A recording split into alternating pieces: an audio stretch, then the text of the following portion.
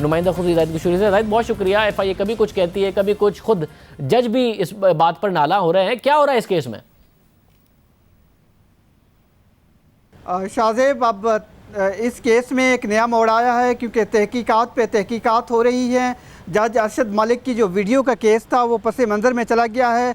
नई तहकीकात जो FIA की टीम थी अपनी ही उस टीम की तहकीकात कर रही है, जिसकी रिपोर्ट की बुनियाद पे पिछले महीने 7 सितंबर को रिहाई मिल गई थी, बरी कर दिया गया था 3 मरकज़ी मुल्ज़मान को इस केस में। और सबसे अहम बात यह है कि इन तमाम मुल्ज़मान को दोबारा FIA की टीम गिरफ़्तार करना चाहती है क्योंकि वो समझती है कि वो अभी तहकीकात बाकी हैं, उनके ख़िलाफ़ नए शवाहिद आए हैं।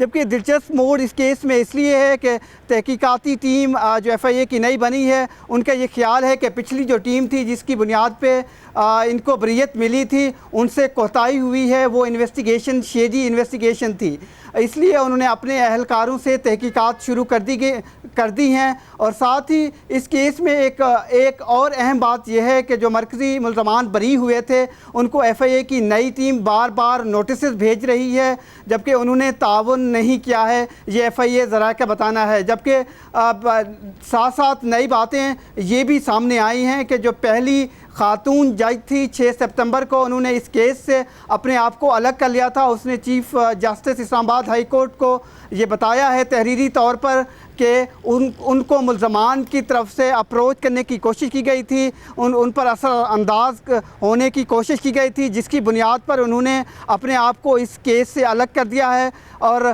साथ ये भी 2 इस्लामाबाद हाई कोर्ट के ऑफिसर ने मुझे थोड़ी देर पहले कंफर्म किया है कि उनको चीफ जस्टिस ने एप्रिसिएशन सर्टिफिकेट भी दिया है। तो इस तरह से अब ये तहकीकात पे तहकीकात हो रही हैं। केस की जो वीडियो का केस था जिस पर पूरे पाकिस्तान की नज़र थी, उनमें कोई ख़ास पेशरफ्त नहीं है। बहुत शुक्रिया किशोरी, इस वाले से तफसीलात बता रहे थे। खुद FIA अपनी कभी तहकीकात करती है, कभी कहती है कि इन मुल्ज़मान के ख़िलाफ़ सबूत नहीं, फिर कुछ और बात करती है। जज साहब की तरफ से भी जो रिमार्क्स थे वो हमने आपके सामने रखे।